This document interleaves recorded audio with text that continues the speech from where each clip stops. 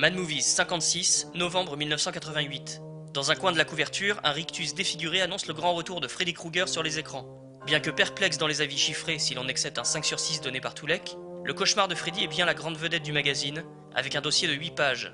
Passé une critique tiède ou JPP, bien qu'impressionné par la teneur visuelle de la chose, accuse New Line de banaliser la mythologie du personnage, Rémi Harlin s'explique au micro de Gilles Boulanger et Stéphane Risset. Le réalisateur de Prison revient sur ses débuts en Finlande, retrace la jeunesse difficile de Freddy IV, défend ses raccourcis narratifs et affirme avoir eu un vrai rôle à jouer dans la conception des scènes à effets spéciaux, effets qui se voient décryptés sur pas moins de 4 pages par Toulek.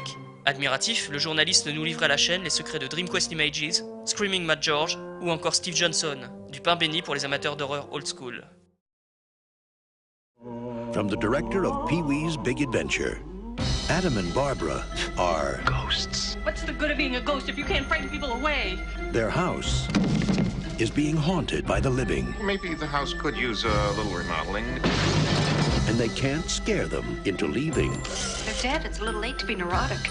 So they're calling on Beetlejuice. Beetlejuice, Beetlejuice, Beetlejuice! Who's no ordinary ghost. You don't want his help. Can you be scary? What do you think of this? Now, the party's over. You want somebody out of the house? I want to get somebody out of your house. But the fun has just begun. It's showtime.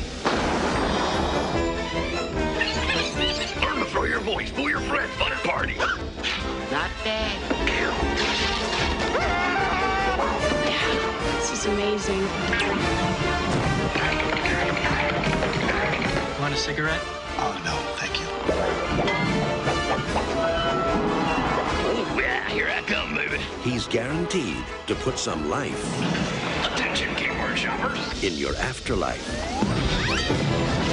Michael Keaton is Beetlejuice. I'm the ghost with the most, babe. Pas encore révélé auprès du grand public par Batman, Tim Burton passe à la vitesse supérieure en 1988 avec Beetlejuice, délire joyeusement foutraque dont Toulek applaudit le sens de la bricole, via une critique dithyrambique déjà, rapprochant les visions de Burton de celles de Brazil, via 2 pages consacrées aux effets spéciaux ensuite, dont la simplicité et l'efficacité ne manquent pas d'impressionner la Mad Team.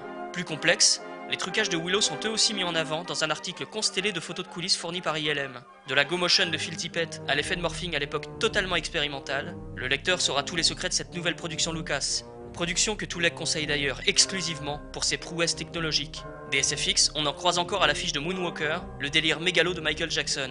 Faute de défendre la chose, Toulek examine les techniques employées par Eric Allard, Eric Baker.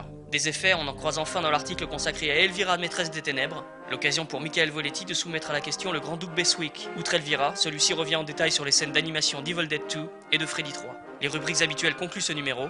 Dans Vidéo et Débat, Marcel Burel nous parle de Munchies, de Troll et de Rotor. Dans Magazine, Bernard Achour dévore le livre Making of de Brazil. Outre un forum des lecteurs consacré à Bad Taste et un compte-rendu du 5e Festival du Super 8 par JPP lui-même, on apprend dans les notules que la MPAA vient de flanquer Henry, portrait d'un tueur en série, d'une classification X. Enfin, en 3e et 4e de couve, les affiches de Beetlejuice et de la 7e prophétie.